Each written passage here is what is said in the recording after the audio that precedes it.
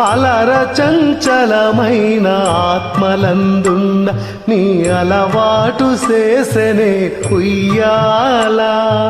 అలర చంచలమైన ఆత్మలందుండని అలవాటు చేసని ఉయ్యాల.